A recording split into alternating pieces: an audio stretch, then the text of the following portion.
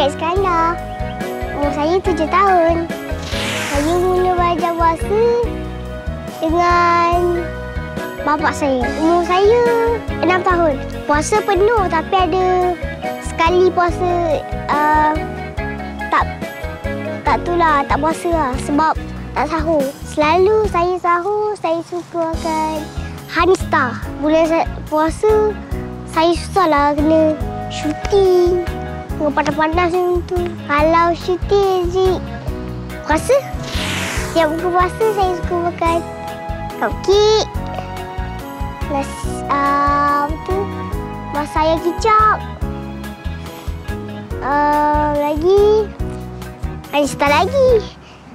Kawan-kawan yang tak puasa tu kena puasa. Jangan ketinggalan puasa. Kalau tak jadi macam saya. Tapi sehari je saya tak puasa.